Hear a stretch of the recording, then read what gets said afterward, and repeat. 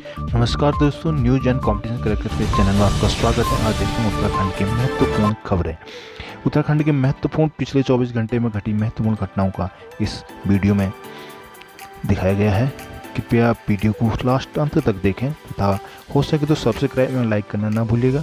Please subscribe and like और साथ में शेयर करना बिल्कुल भी ना भूलिएगा। देखते हैं आज की मुख्य खबरें। Uttarakhand breaking news.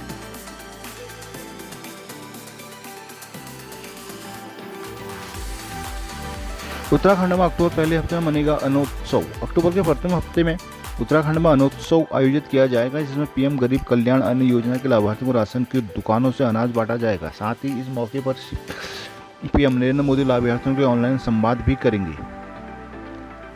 Pushkar Singh Dhami. CM Pushkar Singh Dhami ने शुक्रवार को अधिकारियों के साथ अन्न योजना की समीक्षा की। इसके तहत अंत्योदय और प्राथमिक परिवार के राशन कार्ड वालों को नवंबर तक 5 किलो मुफ्त अनाज दिया जाना है। मई से यह योजना चल रही है। अनोत्सव के दिन उत्तराखंड राशन की सभी 9,230 सरकारी दुकानों से अनाज दिया जाएगा। उत्तराखंड में अधर में लटके 71 सड़क हादसों की जांच। उत्तराखंड में सड़क हादसों के मजिस्ट्रियल जांच की रफ्तार काफ़ी धीमी है। हालिया कुछ वर्षों में हुए 109 हादसों की मजिस्ट्रियल जांच में केवल 38 में ही जांच पूरी हो पाई है। 71 जांच अब तक अधम लटकी हुई है। जांच में देरी की वजह से न तो हादसों की वजह की सामने आ पा रही है, न ही दोषियों की जवाबदेही तय करने में देरी हो रही है। परिवहन मंत्री यशपाल आर्य ने दोनों मंडलायुक्तों से मजिस्ट्रियल जांच में तेजी लाने के निर्देश जारी किए हैं। सड़क सुरक्षा परिषद की हालिया बैठक में यह मामला सामने आया है। प्रदेश में केवल चंपावत पिथौरागढ़ में हादसों में 100% जाँच पूरी हो पाई है, जबकि यूएस नगर, नैनीताल, देहरादून, हरिद्वार, रुद्रप्रयाग में सभी जाँच अब तक लंबित हैं। ज़्यादातर हादसे 1 से 2 साल पुराने हैं।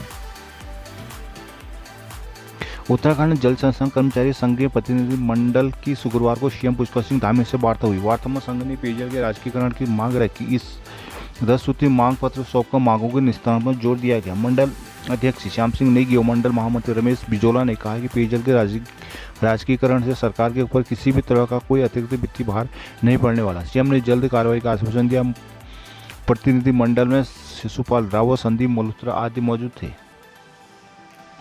सड़क कनेक्टिविटी से संबंधित विभागों को सुरक्षा समीक्षा बैठक में सीएम धामी ने कहा कि मानसून सीजन खत्म होते ही 15 सितंबर से हर हाल में सभी सड़कों को गड्ढा मुक्त किया जाए। जिन स्थानों पर स्मार्ट सिटी टीवी या लोक निर्माण के कार्य साथ साथ चल रहे हैं, ऐसे स्थानों के लिए प्लान तैयार करें, क्योंकि दून में टनल पार्किंग के लिए पर्यटन पायलट बेस पर स्थान चिन्हित करने को कहा गया है। टिहरी एसएसपी तृप्ति भट्ट से 6 अफसरों को मुख्यमंत्री पदक। राज्य के 6 पुलिस अधिकारियों को सराहनीय सेवा के लिए मुख्यमंत्री पदक प्रदान किया जाएगा। टिहरी एसएसपी तृप्ति भट्ट, अल्मोड़ा के एसएसपी पंकज भट्ट को विशेष कार्य के लिए मुख्यमंत्री सराहनीय सेवा पदक के लिए चुना गया है। पुलिस दूरसंचार में अपर पुलिस अधीक्षक सुनील नेगी को सराहनीय सेवा सम्मान चिन्ह प्रदान किया जाएगा। वहीं सहायक पुलिस अधीक्षक काशीपुर अक्षय प्रहलाद कौंडे, अपर पुलिस अधीक्षक एटीसी हरिद्वार सुजीत सिंह पवार, अपर पुलिस अधीक्षक दूरसंचार हरिद्वार मुकेश ठाकुर को विशेष कार्य के लिए सराहनीय सेवा सम्मान चिन्ह प्रदान किया जाएगा। राज्य में 6ठी से 8वीं तक के स्कूल 16 अगस्त से खुलेंगे। 16 अगस्त से खोलने जा रहे हैं। 4100 जूनियर हाई स्कूलों में सैनिटाइजर, मास्क आदि सरकार मुहैया कराएगी। इन स्कूलों की भोजन माताओं के लिए एप्रेन, हेड कवर और दस्ताने भी दिए जाएंगे। 6ठी से 8वीं कक्षा के 5234 स्कूलों में 4156 के लिए सरकार ने विशेष कोविड बजट जारी किया है। गुरुवार को एसपीडी बंशीधर तिवारी ने इस आदेश जारी कर दिए हैं। राज्य में 16 से 25 छात्र संख्या के स्कूल 961 हैं, जबकि 16 से 30 छात्र वाले 1549 स्कूल हैं। 51 से 100 छात्र संख्या वाले 1076 स्कूल हैं। 100 से 200 तक छात्र वाले संख्या वाले 429 स्कूल और 200 से ज़्यादा छात्र वाले 141 स्कूल हैं। इन स्कूलों को छात्र संख्या के अनुसार 400 से 1000 रुपये की विशेष ग्रांट दी जाएगी। एसपीडी ने बताया कि प्रथम चरण में 2 अगस्त से 9वीं से 12वीं तक के स्कूल खोल दिए गए थे। अब दूसरे चरण में बाकी जूनियर स्कूलों को खोलना जा रहा है। कोविड संक्रमण को देखते हुए विभाग पहले ही एसओपी जारी कर चुकी है।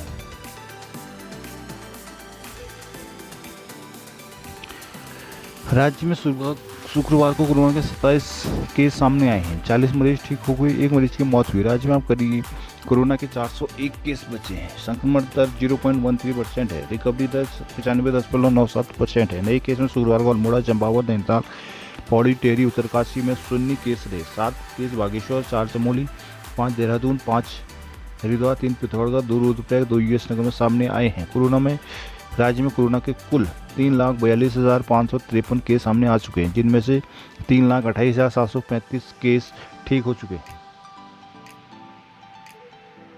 अब हाउस टैक्स।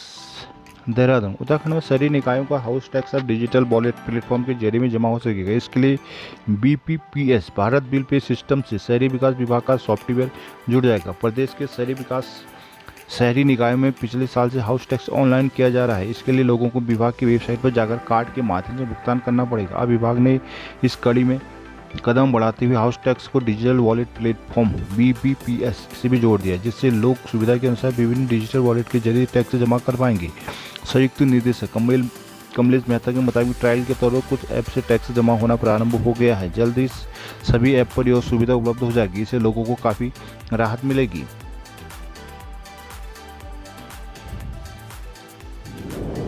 देश की आज़ादी के 75वीं वर्षगांठ के भी देहरादून जिले के लोगों के लिए भी साल ऐतिहासिक महत्व का है। कम लोग ही जानते हैं कि देहरादून जिले को करीब बने हुए 150 साल हो गए हैं। वैसे देहरादून का प्रशासनिक ढांचा 200 साल पुराना है, लेकिन विधिवत रूप से 1771 में जिले का दर्जा मिला था। 30 नवंबर 1914 को देहरादून पर अंग्रेजों ने कब्जा कर लिया था। 17 नवंबर 1815 में देहरादून को सहारनपुर जिले के अधिकार में दिया गया। मार्च 1816 में उत्तरी सहारनपुर के सहायक कलेक्टर मिस्टर कार्ल वॉल्ट को देहरादून का प्रभार सौंपा गया। ब्रिटिश हुकूमत ने देहरादून पर शासन करने के लिए 1871 में विनियम 4 पारित किया। उस समय देहरादून की अनुमानित जनसंख्या 14,000 थी। वह पुलिस और फौजदारी के मामले में दीवानी मुकदमे मेरठ कोर्ट में सुने जाते थे। वर्ष 1822 में FJ शोर को संयुक्त मजिस्ट्रेट और रेवेन्यू सुपरिटेंडेंट ऑफ जोन बनाया गया, जिसके लिए संशय की स्थिति बनने पर 1842 में मंसूरी सहित देहरादून को सहारनपुर से जोड़ने का संकल्प जारी हुआ। HG वॉल्टन के लिखित गजेटियर ऑफ देहरादून के अनुसार 1871 में अधिनियम 21 में देहरादून के प्रति के बाकी जिलों के बराबर का अधिकार मिला। इसके बाद देहरादून को अलग जिले के रूप में पहचान मिली।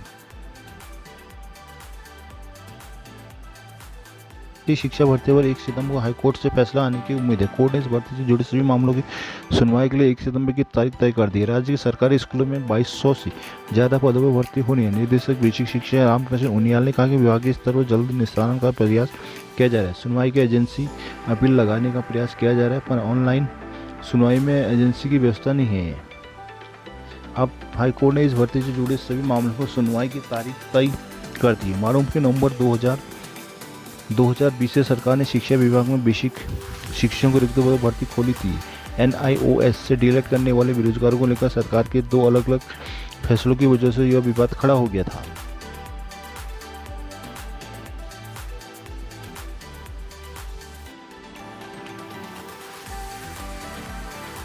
पंजीकरण। DAV PG कॉलेज का BA BSc BCom के पहले सेमेस्टर में प्रवेश के लिए 16 अगस्त से पंजीकरण शुरू हो जाएंगे। DAV कॉलेज के मीडिया प्रभारी डॉक्टर हरिओम शंकर ने बताया कि कोविड-19 महामारी सरकार के दिशा निर्देशों के अनुसार हम इस बार भी प्रवेश ऑनलाइन किए जाएंगे। इसके लिए पंजीकरण प्रक्रिया 16 अगस्त से www.davpgcollege.in पर शुरू हो जाएंगी। पंजीकरण की अंतिम तिथि 26 अगस्त है। इसके बाद पहली मेरिट लिस्ट ऑनलाइन जारी कर दी जाएगी। NSS का एक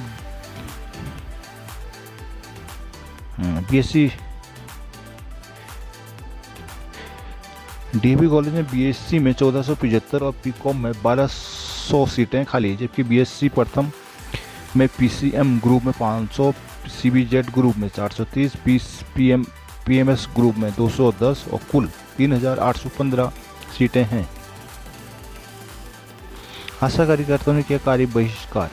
C2 और F2 के आह्वान पर 22 सूत्रीय मांगों को लेकर 9000 से अधिक कार्यकर्ता शुक्रवार को कार्य बहिष्कार पर ही। प्रदेश अध्यक्ष शिवा दुबे ने CMO कार्यालय में आयोजित सभा में कहा कि जब तक मांगों का निस्तारण न हो जाता आंदोलन जारी रहेगा। इस अवसर पर C2 के प्रदेश अध्यक्ष राजेंद्र सिंह नेगी ने कहा कि सरकार आशाओं की न्यायोचित मांगों को पूरा करने के बजाय भारतीय मजदूर संघ के माध्यम से आंदोलन फूट डालने की कोशिश कर रही है। शासन जिन मांगों पर सहमत है उसका जीओ जारी करना चाहिए।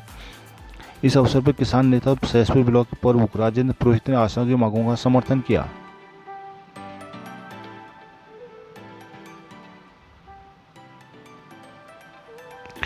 उत्तराखंड में 14-15 अगस्त को भारी बारिश का येलो अलर्ट। उत्तराखंड में 14-15 अगस्त को भारी बारिश का येलो अलर्ट जारी किया गया। 14 को चमोली, बागेश्वर, पिथौरागढ़, नैनीताल, चंपावत और दोनों भारी बारिश संभव है। मौसम विभाग के अनुसार 15 को चमोली, पिथौरागढ़, नैनीताल, चंपावत में भी भारी बारिश हो सकती है। 16 को कुमाऊं के पर्वतीय क्षेत्रों में हल्की से मध्यम बारिश हो सकती है। 17 को कुमाऊं के पर्वतीय क्षेत्रों में हल्की से मध्यम। निर्देशक विक्रम सिंह के अनुसार 14-17 के बाद विशेष परिवर्तन नहीं दिख रहा है। मालदेवता क्षेत्र के डुगलू काटल गांव के लोग आज भी सोंग नदी की कैद में जकड़े हुए हैं। उत्तराखंड की राजधानी अस्थाई के नजदीक होकर भी यहाँ के बच्चों को नदी के तेज बहाव सामना करते हुए स्कूल जाना पड़ता है। दून से करीब 16 किलोमीटर दूर टेहरी जिले की सीमा पर दुबड़ा काटल गांव है। क्षेत्र को लोग मालदेवता पिकनिक स्पॉट के रूप में भी पहचानते हैं। सड़क वाले छोर पर देहरादून जिले का कुंड द्वार गाँव है। दुबड़ा काटल में 8 परिवार रहते हैं। यहाँ के 7 परिवार बच्चों द्वारा मालदेवता में पढ़ते हैं। 9वीं से 12वीं तक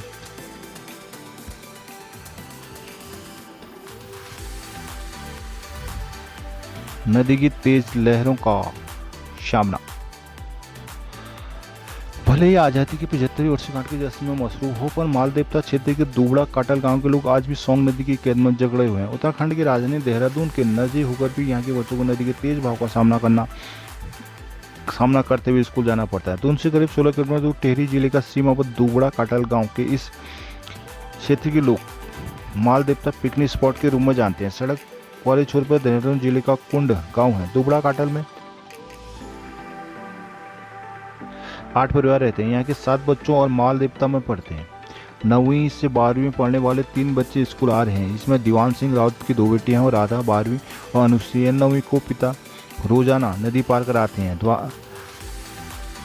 12वीं पढ़ने वाले नदी अकेले ही नदी पार करते हैं। दीवान ने बताया कि यहाँ पुल नहीं है, ट्रॉली की तार डली है पर मरम्मत नहीं हो पा रहा है। हर साल ट्रॉली की रस्सियाँ बदलनी पड़ती है। मरम्मत आदि पर 15 से 20 हज़ार रुपये लगते हैं। 2 साल से धन के अभाव में ट्रॉली की मरम्मत नहीं करा पाई है। बरसात में नदी पार करना मजबूरी है। गाँव से 3 किलोमीटर पैदल रास्ता रायपुर कद्दखाल रोड पर जाता है। वहाँ से मालदेवता पहुँचने के लिए 13-14 किलोमीटर का फेर है, इसलिए लोग नजदीक होने के चलते जान जोखिम में डालकर नदी पार करते हैं।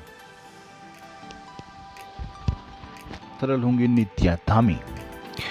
मुख्यमंत्री पुष्कर सिंह धामी ने कहा कि सरकार उद्योग को बढ़ावा देने की नीति को और लचीला बनाएगी। उन्होंने शुक्रवार को औद्योगिक विकास योजना के लाभार्थियों को 35 करोड़ रुपए की सब्सिडी वितरित की। शुक्रवार को सीएम आवास में आयोजित कार्यक्रम में सीएम धामी ने भारत सरकार की ओर से अप्रैल 2017 से मार्च 2022 तक के लागू औद्योगिक विकास योजना 2017 की 23 लाभार्थियों को 35 करोड़ की सब्सिडी के चेक वितरित किए। योजना में प्लांट और मशीनरी में कुल पूंजी निवेश के बदले अधिकतम 5 करोड़ तक की सब्सिडी भारत सरकार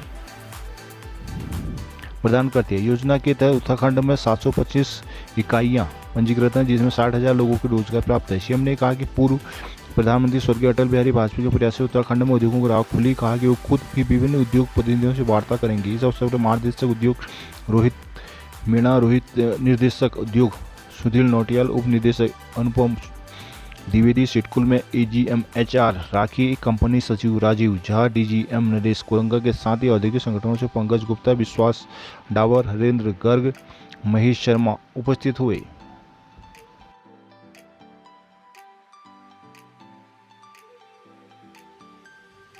ये थी उत्तराखंड की महत्वपूर्ण खबरें। तो दोस्तों, thanks for watching and please subscribe and like this video. Thanks again.